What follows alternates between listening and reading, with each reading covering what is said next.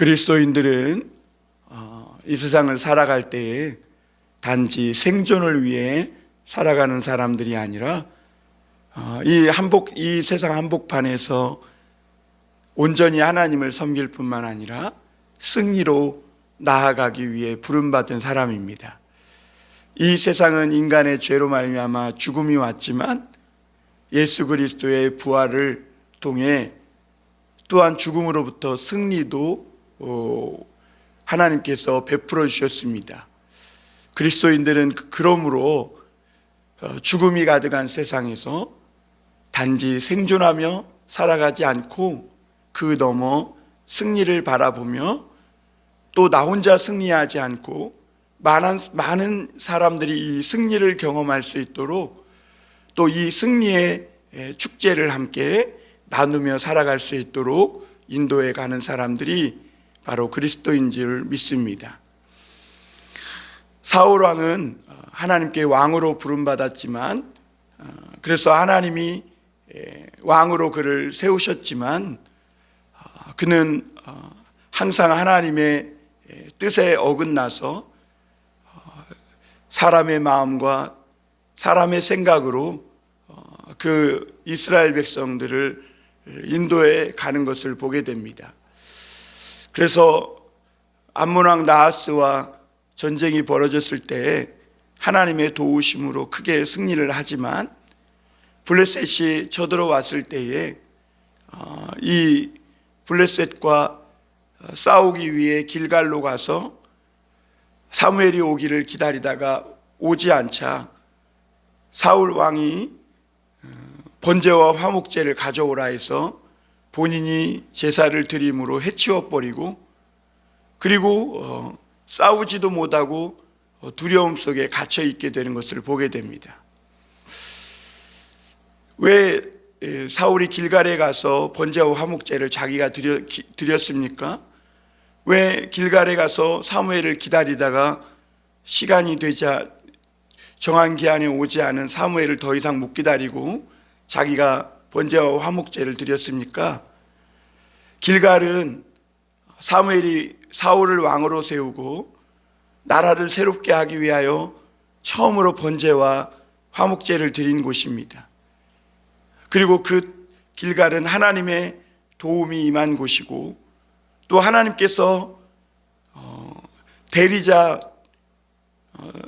대리자로서 세운 그 이스라엘의 왕에게 어떻게 행할 것을 가르쳐준 그런 장소이기도 합니다.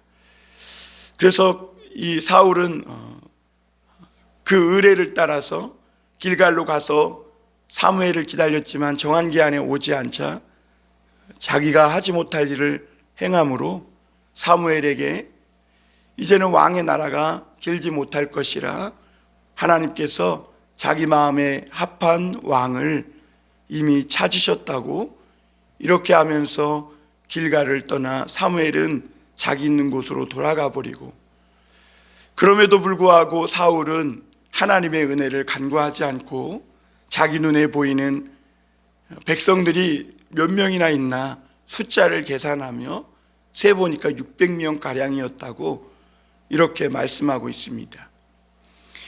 그리고 오늘 이제 14장으로 넘어와서 이 사울은 모든 이스라엘 백성들이 블레셋의 전력을 보면서 너무 무서워하고 두려워서 도망하고 숨고 심지어 요단강을 건너 가시나 이런 요단강 동편에 있는 지파들에게 숨어 들어갈 때 사울도 두려워했습니다. 그리고 남은 이스라엘 백성들의 수가 얼마나 되나 세보니 600명 가량밖에 되지 않았습니다. 그런데 오늘 하나님은 이스라엘 백성들에게 요나단의 이 믿음을 통해 큰 승리를 허락해 주시는 것을 보게 됩니다. 단지 생존이 아니라 이스라엘 백성들이 생존을 넘어 승리할 수 있도록 하나님께서 큰 승리를 요나단의 믿음을 통해 허락해 주시는 것을 보게 됩니다. 애초에 모든 이스라엘 백성들이 두려워 떨고 숨고 600명밖에 남지 않았습니다. 반대로 블레셋 사람들은, 당시 이스라엘 백성들은 청동기 무기를 들고 있었다면 블레셋 사람들은 철기 무기를 들고 있었습니다. 이 게임이 되지 않습니다. 게다가 전력상으로도 이 블레셋 사람들은 마병에 10,000명이 나와 있는데 지금 이스라엘 백성들은 다 흩어지고 600명가량밖에 남지 않았습니다. 이것은 생존도 불가능한 숫자입니다. 이스라엘이 블레셋과 싸워봐야 이제는 희망이 없고 가망이 없습니다. 살아남을 생존조차 할 수 없는 그런 전세입니다. 그러나 오늘 하나님은 요나단을 통해 이스라엘 백성들에게 큰 승리를 주는데요, 요나단이 이렇게 말하죠. 1절 보겠습니다. 하루는 사울의 아들 요나단이 자기의 무기를 든 소년에게 이르되 우리가 건너 블레셋 사람들의 부대로 건너가자 하고 그의 아버지에게는 아뢰지 아니하였더라. 요나단은 아버지에게 아뢰지 않고 자기의 무기를 든 부하에게 저 블레셋 진영으로 건너가자 이렇게 말합니다. 건너가자. 왜 아버지에게 얘기하지 않았을까요? 아버지는 이미 영적으로 굉장한 침체와 두려움 속에 빠져 있었습니다. 그래서 이 블레셋을 향해 나아가지 못하고 있었어요. 영적 침체를 겪고 있는 사람에게 상의한들 아무 유익이 없습니다. 분명히 싸우지 말자고 할 것이 뻔합니다. 그래서 이 요나단은 아버지에게 이야기하지 않고 믿음을 가지고 자기 부하에게 저 블레셋 사람들의 부대로 건너가자 이렇게 말합니다. 건너가자. 여러분, 믿음은 하나님과 우리 사이를, 또 죽음과 승리 사이를 가로막고 있는 이 요단강을 건너가는 것입니다. 믿음으로 건너는 거예요. 애굽과 하나님이 준 약속의 땅 사이에 가로막고 있는 홍해를 믿음으로 건너는 것입니다. 머물러 있으면 다 죽고 마는 것이죠. 그런데 이 요나단과 달리 사울은 머물러 있음을 보게 됩니다. 2절에 보면 사울이 기브와 변두리 미그론에 있는 석류나무 아래에 머물렀고 함께한 백성은 600명 가량이며, 사울은 요나단과 달리 계속 그저 머물러 있습니다. 여러분, 머물러 있으면 어떻게 됩니까? 결국에는 엄청난 블레셋 군사가 쳐들어와서 다 죽게 되는 것입니다. 그럼에도 불구하고 사울은 자신이 이 번제와 화목제도 해치워 놓고도 두려워 떨고 한 발짝도 블레셋 진영으로 나아가지 못하고 그저 시원한 그늘에서 머물러 있는 것을 보게 됩니다. 3절에 보면 거기에는 사울 왕만 그리고 600명의 이스라엘 백성만 있는 게 아니라 대제사장 아이야도 있었음을 보게 됩니다. 3절에 보면 이 아이야가 에봇을 입고 거기 있었으니 그는 이가보드의 형제 아이두베 아들이요 비느하스의 손자요 실로에서 여호와의 제사장이 되었던 엘리의 증손이었더라. 백성은 요나단이 간 줄을 알지 못하니라. 여러분, 제사장 아이야에 대한 프로필이 이렇게 길고 자세하게 나옵니다. 아주 훌륭합니다. 그런데 여러분, 이 제사장이 이렇게 훌륭하고 정말 그가 이렇게 대단한 사람이고 하면 뭐합니까? 그는 지금 하나님의 성전에서 하나님께 예배하고 주님께 이 전쟁을 위해 기도하는 것이 아니라 사울의 비서처럼 그의 옆에서 있음을 보게 됩니다. 그러나 요나단은요, 4절에 보면 요나단이 블레셋 사람들에게로 건너가려 하는 어기 사이에는 험한 바위가 있고 한쪽에는 이쪽에는 험한 바위가 있고 저쪽에도 험한 바위가 있는데 하나의 이름은 보세스요 하나의 이름은 세넨이라. 여러분, 이 요나단이 이 블레셋 진영으로 건너가려 할 때에 그들 앞에는 아무런 어려움이 없었던 것이 아니에요. 블레셋 사람들과 이스라엘 진영 사이에는 이렇게 보세스와 세네라는 험한 바위가 가로막고 있었고, 그리고 이 바위를 건너간들 그 블레셋의 엄청난 군사 앞에서 이 요나단과 부하는 죽을 것이 뻔한 자명한 이치였습니다. 그런데 그럼에도 불구하고 오늘 6절에 보면 요나단이 또 한 번 이렇게 말하죠. 요나단이 자기의 무기를 든 소년에게 이르되 우리가 이 할례받지 않은 자들에게로 건너가자. 여호와께서 우리를 위하여 일하실까 하노라. 여호와의 구원은 사람이 많고 적음에 달리지 아니하였느니라. 그 요나단의 이 믿음을 통해 하나님께서 그 큰 승리를 주셨는데요. 요나단이 또 한 번 뭐라고 고백하고 있습니까? 사울은 머무르고 한 발짝도 나아가지 못하는 반면 요나단은 자기 무기를 든 소년에게 할례받지 않은 블레셋에게 나아가자. 하나님께서 우리를 위하여 일하실까 하노라. 그렇습니다. 요나단은 지금 전세가 이스라엘 백성들에게 굉장히 불리하고 어려움에 빠져 있다는 것을 압니다. 이대로 있다간 다 죽는다는 것을 알고 있습니다. 그러나 그는 믿음을 가지고 무기를 든 소년에게 또 한 번 고백합니다. 할례받지 않은 자들에게로 가자. 저들은 하나님을 섬기지 않는다는 것입니다. 그러나 우리에게는 하나님이 계시다는 거예요. 하나님이 우리를 위해 일하시면 하나님께서 승리를 주실 것이다.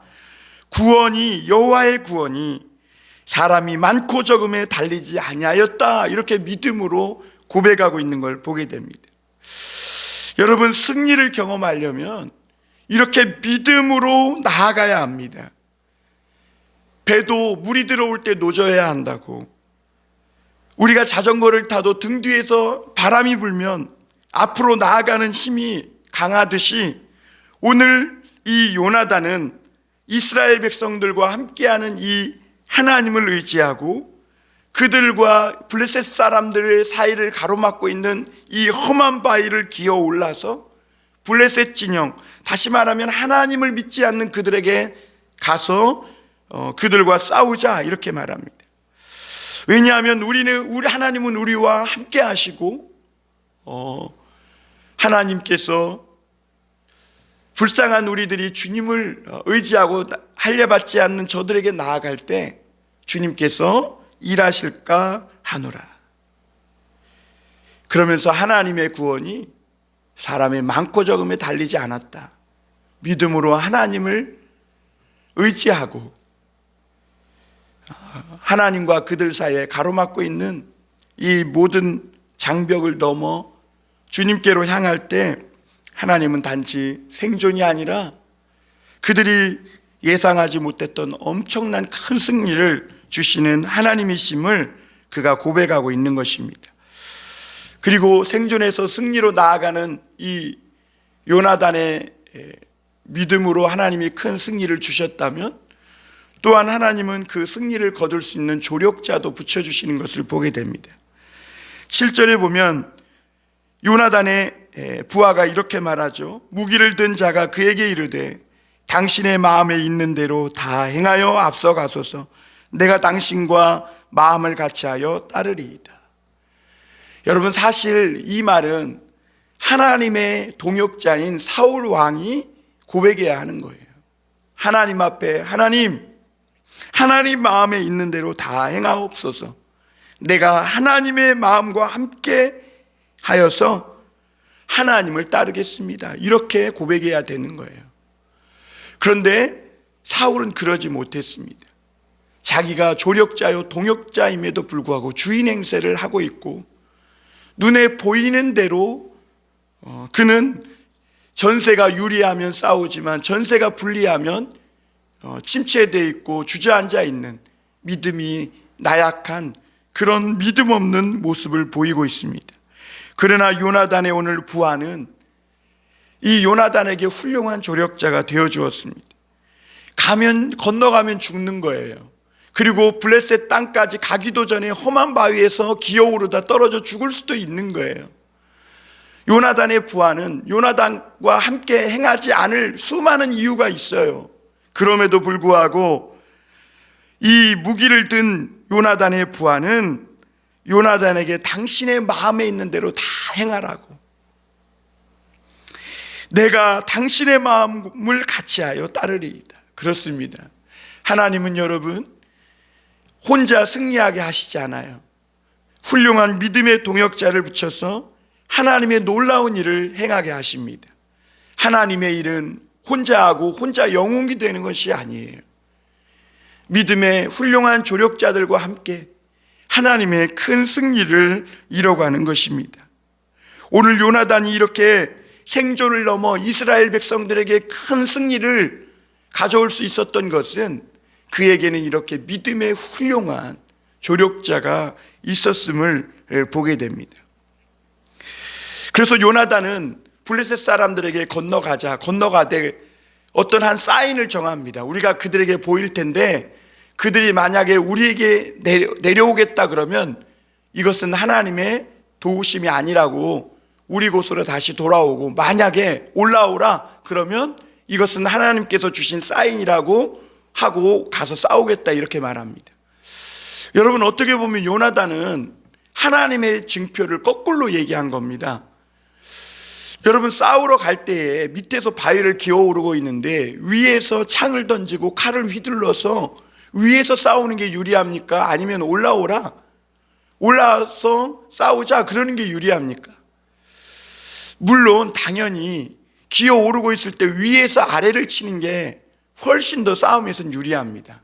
그런데 요나단은 하나님이 주신 사인이라고 무엇으로 정했냐면, 올라오라고 블레셋 사람들이 이야기하면 그것을 하나님의 사인으로 정한 거예요. 사실 그렇게 말하기가 희박한 거죠. 그런데 정말 블레셋 사람들에게 보이니까 블레셋 사람들이, 히브리 사람들이 구멍에서 나온다 그러면서 너무 자만한 나머지 올라오라고 합니다. 자기들에게 보일 것이 있다 그러면서 이야기합니다. 요나단은 하나님께서 요나단과 그 무기 든 자 이스라엘 백성들에게 함께 하신다는 이 작은 사인을 보았습니다. 이 블레셋 사람 군사들의 말 한마디를 통해서 하나님이 이 블레셋의 어마어마한 군사를 이스라엘의 손에 붙였다는 걸 확신했어요. 그래서 올라가서 20여 명 정도 반나절가량 밭갈 만한 그 땅에서 쳐 죽이자 하나님께서 이제 도와주시기 시작합니다. 여러분, 우리는 우리 일상에서 작은 하나님의 사인들을 무시하면 안 돼요. 내 생각, 인간의 생각으로는 이게 도저히 될 것 같지 않은데 하나님께서 되게 하셨어요. 그러면 그것을 작은, 그냥 아무것도 아닌 그것만 일마냥 지나치면 안 돼요. 하나님은 엘리야에게도 먼저 큰 비를 주시기 전에 손바닥만한 아주 작은 구름을 먼저 띄우셨고, 그 구름을 보고 머리를 양 무릎 사이에 쳐박고 간절히 기도하는 그 엘리야의 기도를 통해 하나님은 3년 반 동안 비가 내리지 않는 이스라엘 땅에 먹구름이 가득 차게 하시고 천둥 번개를 포함한 엄청난 비가 내리게 하셔서 가뭄을 한 번에 해결하셨던 것을 보게 됩니다. 여러분, 하나님께서 오늘까지 우리가 코로나에 걸리지 않고 건강하게 직장도 다니고 가정생활하고 예배도 드릴 수 있도록 지금까지 인도하신 이런 일을 작은 일로 보면 안 된다는 것입니다. 여러분, 하나님께서 지금까지 이렇게 그럼에도 불구하고 예배하게 하시고 기도하게 하시고 새벽을 깨우시고 오히려 이 코로나 때문에 더 주님을 의지하게 하시고 사모하게 하신 그 일을 기억하고, 그것이 하나님의 징표요 하나님의 은혜임을 기억하고 더 하나님께 요나단과 그 무기든 자처럼 나아가야 합니다. 요나단과 이 무기든 자는 그 험한 바위를 기어 올랐습니다. 그리고 블레셋 사람들에게로 나아갔어요. 그리고 그가 블레셋 사람들과 나아가서 싸우자 하나님은 엄청난 큰 역사로 함께 해주셨습니다. 오늘 15절 보겠습니다. 들에 있는 진영과 모든 백성들이 공포에 떨었고 부대와 노략군들도 떨었으며 땅도 진동하였으니 이는 큰 떨림이었더라. 요나단이 가서 싸울 때 그 땅이 진동했고 모든 이스라엘 그 블레셋 사람들의 마음 안에 두려움이 임해서 떨렸다고 말씀하고 있습니다. 여러분, 하나님의 백성들이 믿음으로 나아갈 때 마귀와 어둠의 권세는 지옥문은 떨리는 것입니다. 문들아 머리 들어라, 문들아 열릴지어다, 영광의 왕이 들어가신다. 예수님은 십자가의 죽으심으로 지옥의 문을 부셔버린 거예요. 오늘도 하나님은 믿음으로 나아가는 자를 통해 땅도 진동시키고 두려움도 임하게 해서 하나님의 공포를, 두려움을 통해 큰 승리를 가져다 주는 것입니다. 여러분, 거기 큰 떨림이었더라 이렇게 말하지만 거기 주석에 보면, 관주 성경 제일 밑에 보면 하나님이 떨리게 하심이었더라 이렇게 말합니다. 그 떨림은 그냥 있었던 게 아니에요. 믿음의, 요나단의 믿음을 통해서 하나님이 떨리게 하신 거예요. 다시 말하면 믿음의, 요나단의 믿음을 통해서 하나님이 역사하신 것이죠. 그런데 여러분, 17절부터 22절에 보면 사울은 반면 어떻게 합니까? 백성에게 얘기해가지고 보니까 요나단이 없는 것이죠. 그 아들이 걱정됐는지 사울이 제사장 아이야를 불러서 하나님의 궤를 가져오라 합니다. 여러분, 하나님의 궤를 왕이 자기 마음대로 가져와라, 가져가라 이렇게 말할 수 있습니까? 사울이 얼마나 교만한지를 보여주는 것입니다. 자기가 하나님의 궤 있는 대로 나아가야지 제사장을 시켜서 궤를 가져오라 말아 합니까? 하나님의 말씀을 대하는 사울의 마음이 어떤지를, 얼마나 그가 교만했는지를 보여주고 있는 것입니다. 그리고 사울이 제사장에게 이 하나님의 뜻을 물으라고 합니다. 그런데 여러분, 19절에 보면 이렇게 말하죠. 사울이 제사장에게 말할 때에 블레셋 사람들의 진영에 소동이 점점 더한지라 사울이 제사장에게 이르되 내 손을 거두라 이렇게 말합니다. 여러분, 요나단이, 그리고 무기든 자가 이스라엘 백성 진영에서 없어졌는데, 그래서 걱정돼서 하나님의 궤를 가져오라고 그래서 뜻을 물으려고 사울이 그렇게 하는데 블레셋 진영에 소동이 일어난 겁니다. 그래서 자세히 보니까 그 블레셋의 진영에서 소동이 나서 점점 더 블레셋 사람들이 그 싸움의 어떤 큰 소용돌이 속에 있음을 보게 됩니다. 그러자 사울이 어떻게 행합니까? 제사장 아이야에게 내 손을 거두라 이렇게 말합니다. 사울이 얼마나 기회주의자인지를 보게 됩니다. 여러분, 걱정돼서 지금까지는 두려움 속에 하나님의 궤를 가져와서 하나님의 뜻을 물으려고 했다가 요나단이 믿음으로 그 험한 산지를 건너서 블레셋에 가서 믿음으로 싸우자 하나님이 역사하셔서 엄청난 소동과 진동이 블레셋 땅에 일어나는 것을 봤어요. 그러자 이 사울은 그 기회를 놓치지 않고 숟가락 얹기 위해서, 무임승차하기 위해서 하나님께 뜻을 물으려고 했던 제사장의 손도 걷어버리라고 말합니다. 하나님을 무시하는 것이죠. 그리고 나아가서 보니까 이미 요나단과 그 무기든 자로 인하여서 엄청난 공포가 임한 블레셋 사람들이 서로 칼을 차고 서로 치고 혼란 속에 갇혀 있었던 것을 보게 됩니다.